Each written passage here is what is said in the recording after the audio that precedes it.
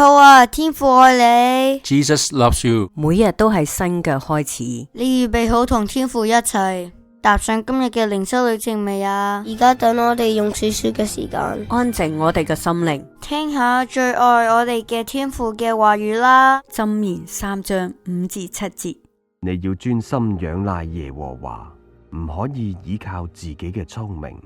喺你一切所行嘅事上都要認定佢，佢一定會指引你嘅路。唔好自以為有智慧，要敬畏耶和華，遠離惡事。無論時間過去幾耐，我哋總係會諗起細個讀書嘅時候，筆袋裏面最唔可以缺少嘅鉛筆同埋擦膠。只係我哋總係會喺度諗，點解鉛筆後面總係會連住一粒細細嘅擦膠呢？原因其實好簡單，就係因為設計鉛筆嘅人知道每個人都會犯錯，寫錯字唔緊要，用擦膠擦咗佢，重新嚟過就得啦。呢份童年嘅記憶，其實係上帝俾我哋生命初期嘅一份溫柔。正如約翰一書1章9節講到，我們若認自己的罪，上帝是信實的，是公義的，必要赦免我們的罪，洗淨我們一切的不義。呢句經文提醒我哋，主佢容許我哋喺跌跌撞撞當中學習，因為認錯同埋改正係成長嘅必經之路。喺佢嘅恩典當中，我哋總係有重新開始嘅機會。但係人生當中總係會面對有一種尷尬嘅處境，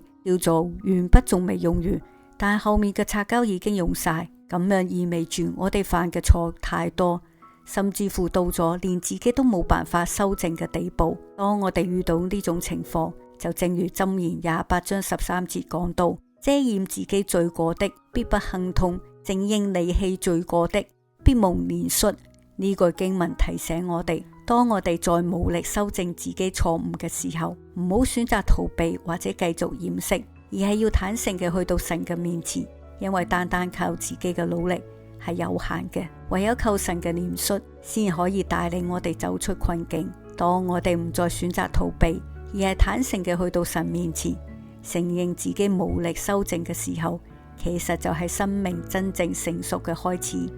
呢種由遮掩到坦誠嘅跨越，都標誌住我哋人生嘅不足，正式由鉛筆轉化為原子筆。當我哋嚟到原子筆嘅階段，我哋會發現長大之後好多嘅錯誤已經冇辦法簡單用擦膠去修正，例如簽錯一份合約，抑或選錯一份職業，好多嘅時候都冇得重新嚟過，往往要付出沉重嘅代價。喺雅各書1章5節講到，你們當中若有缺少智慧的，應當求那厚賜與眾人，也不斥責人的神，主必賜給他。呢句經文提醒我哋，成熟並唔係意味住永遠唔會犯錯，而係學識喺每一個重要決定之前，謙卑嘅求告神嘅智慧，俾佢引領我哋嘅腳步，避免喺麻木當中做出錯誤嘅判斷。雖然人生的確有好多嘅錯誤，一旦做咗就冇辦法返到過去，但係基督嘅愛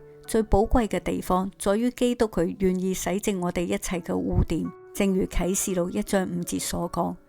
他愛我們，用自己的血使我們脫離罪惡。當我哋願意謙卑嘅去到主面前，佢嘅救贖唔單止係抹去過去嘅羞愧，更加係將我哋生命當中被罪惡侵蝕嘅部分重新贖回，並且賦予新嘅意義。正如約珥書2章25節講到，我打發到你們中間的大軍隊，就是蝗蟲、蝻子、螞蚱、剪蟲，那些年所吃的，我要補還你們。呢段經文俾咗我哋好大嘅盼望，提醒我哋，即使過去寫錯咗章節，只要交託俾神，神佢有能力修補我哋生命當中受損嘅一切，將遺憾轉化為恩典嘅見證。親愛嘅天父，感謝你過去嘅寬容，求你賜俾我哋智慧，喺人生落筆嘅時候可以謹慎前行。若然有冇辦法翻轉頭嘅錯誤，求你用你嘅恩典為我哋修補，等我哋可以將軟弱交喺你嘅手裏面，依靠你活出新嘅生命。我哋嘅禱告奉主耶穌基督得勝之名祈求，阿門。詩歌，你的恩典夠我用。